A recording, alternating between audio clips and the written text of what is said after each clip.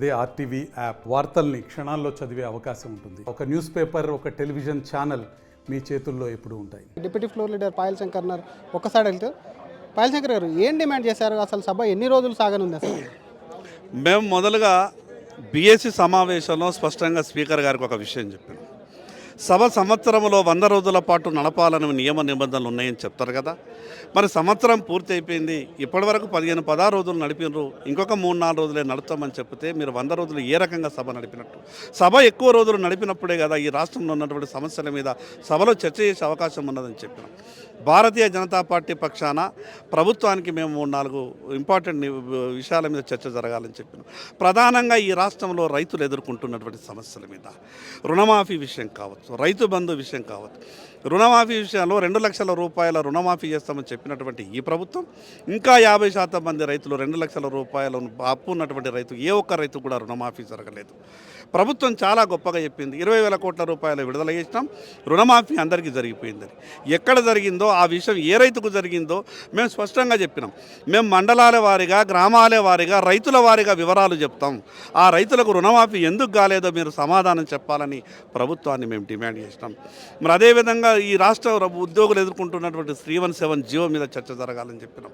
తెలంగాణ రాష్ట్రం సాధించేటప్పుడు వాళ్ళ ఉద్యోగాలని పణంగా పెట్టి వాళ్ళు ఉద్యమంలో పాల్గొన్న తర్వాత తెలంగాణ రాష్ట్రం వచ్చిన తర్వాత వాళ్ళని ఇబ్బంది పెట్టే జీవో వస్తుందని వాళ్ళు ఊహించి ఉండరు. ఆ 317 జీవో మీద చర్చ జరగాలని చెప్పినాం. ఈరోజు ఉద్యోగులు, విశ్రాంత ఉద్యోగులు, వాళ్ళు జమ చేసుకున్నటువంటి డబ్బులు కూడా వాళ్ళు విత్డ్రా చేసుకోలేకపోతూ ఉన్నారు. వాళ్ళకు ఉన్నటువంటి బకాయిల మీద చర్చ జరగాలని చెప్పినాం. ఫీజు రియంబర్స్మెంట్ మీద చర్చ జరగాలని చెప్పినాం. ఎస్సీ, ఎస్టీ, బీసీ యువకులకు ఈ రాష్ట్రంలో ఉపాధి అవకాశాలు ఎక్కడా కూడా దొరుకుతలేవు. ఆ ఉపాధి అవకాశాలు ఎలా మెరుగుపరుస్తారో వాటి మీద చర్చ జరగాలని చెప్పినాం. ఈరోజు అదేవిధంగా పరిశ్రమల మీద, కేవలం హైదరాబాద్ రాష్ట్ర రాజధాని హైదరాబాదులనే పరిశ్రమలని చెప్తా ఉన్నారు. పెట్టుబడిదారులు హైదరాబాద్కే వస్తూ ఉన్నారు. హైదరాబాద్ శివార్లలోనే వాళ్ళకు భూములు కేటాయిస్తూ ఉన్నారు. వెనకబడ్డటువంటి ఆదిలాబాద్ జిల్లా అటువంటి జిల్లాలలో ఏ రకంగా అభివృద్ధి కార్యక్రమాలు చేస్తారో వాటి మీద చర్చ జరగాలని చెప్పినాం. 27 అంశాల మీద చర్చ జరగాలని భారతీయ జనతా పార్టీ ప్రతిపాదిస్తే ప్రభుత్వం నుంచి ఎక్కడ కూడా సరి అయినటువంటి సమాధానం లేదు. స్పీకర్ గారు సభలో ప్రకటిస్తారన్నారు తప్పితే ప్రభుత్వం నుంచి కానీ సభను నడపాల్సింది ప్రభుత్వమే కదా. ఎన్ని రోజులనే స్పష్టత ఇవ్వలేరా? ఎక్కడా కూడా స్పష్టత ఇవ్వలేదు. అంశాలను కూడా ఏ అంశాలు ప్రస్తావిస్తారో స్పష్టత ఇవ్వరు. ఎన్ని రోజులు సభ నడుపుతారో స్పష్టంగా చెప్పరు. ఈ రకంగా కొత్తగా వచ్చిన సభ్యులకు ఏ రకంగా అవగాహన వస్తుంది? సభ ఎన్ని రోజులు నడుస్తుందో ముందే చెప్పాలా? ఏ రోజు ఏ ఎజెండా మీద చర్చ జరుగుతుందో ముందే చెప్పాలా? ఈ సభలో 50% కొత్త సభ్యులు వచ్చిండ్రు.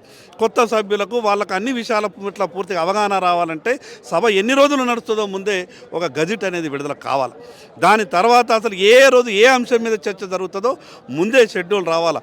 రాత్రి 10 గంటలకు 11 గంటలకు వాట్సాప్లో మీరు షెడ్యూల్లో పంపితే ఏ రకంగా వాళ్ళు ప్రిపేర్ అవుతారు? కొత్తగా వచ్చినటువంటి సభ్యులకు ఆ విషయం మీద ఏ రకంగా అవగాహన జరుగుతుంది? అందుకే మేము స్పీకర్ గారికి విజ్ఞప్తి చేసినాం, ఈ విషయాల మీద స్పష్టంగా మీరు జోక్యం చేసుకొని చెప్పాలని చెప్పినాం. ప్రభుత్వం నుంచి ఎక్కడ కూడా సమాధానం రాలేదు. ఖచ్చితంగా భారతీయ జనతా పార్టీ రైతు సమస్యల మీద పోరాటం చేస్తుంది. రైతు సమస్యలు పరిష్కారం అయ్యే వరకు భారతీయ జనతా పార్టీ సభలో అనేక విషయాలు ప్రస్తావిస్తారు. ప్రభుత్వం నుంచి కానీ స్పీకర్ నుంచి కానీ నెక్స్ట్ సమాధానం రాకుంటే ఏం చేస్తారు? తప్పకుండా రేపు మా పార్టీ తరఫున మేము సభలో మేము చెప్పాల్సిన విషయాల మీద మేము చెప్తాం, పట్టుబడతాం. సభలో రైతు సమస్యల మీద, రుణమాఫీ మీద ఖచ్చితంగా చర్చ జరగాల్సిందే.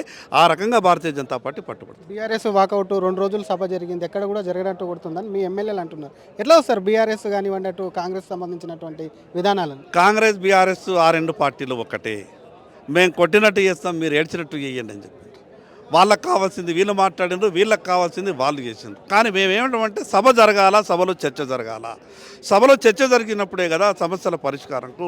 సభ జరగకుండా, సభలో విషయాలు చర్చ జరగకుండా ప్రజాస్వామ్యానికి ఎక్కడ ఒక మంచి జరిగే అవకాశం ఉంటుంది. అందుకే సభ జరగాల, సభ జరపాల.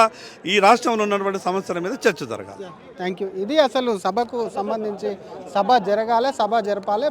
బీఆర్ఎస్ కాంగ్రెస్ 2 నువ్వు కొట్టినట్టు చేసి నేను తిట్టినట్టు చేస్తా అనే విధంగా కూడా వ్యవహరిస్తున్నాయి. ఈ సభ ఎక్కువ కాలం నడిపి రాష్ట్రంలో ఉన్నటువంటి సమస్యలన్నిటి మీద కూడా చర్చించాలి. ఇప్పటికే కొన్ని సమస్యలకు సంబంధించి ఒకవైపు స్పీకర్ దృష్టికి తీసుకెళ్ళాం. స్పీకర్ ఒకవేళ దానిపైన నిర్ణయం తీసుకోకపోతే ఖచ్చితంగా మా పార్టీకి సంబంధించినటువంటి విధానాన్ని మా పార్టీ తొందరలోనే తీసుకొని దానిపైన కూడా పోరాడతామని చెప్పి ఎమ్మెల్యే పాయల్ శంకర్ హెచ్చరిస్తున్నారు. కెమెరామెన్ కోటితో శ్రీధర్, RTV హైదరాబాద్. మరిన్ని వీడియోస్ కోసం ఛానల్ ని సబ్స్క్రైబ్ చేయండి. లేటెస్ట్ అప్డేట్స్ కోసం వాట్సాప్ ఛానల్ ని ఫాలో అవ్వండి. ఆ లింక్ డిస్క్రిప్షన్ లో ఉంది.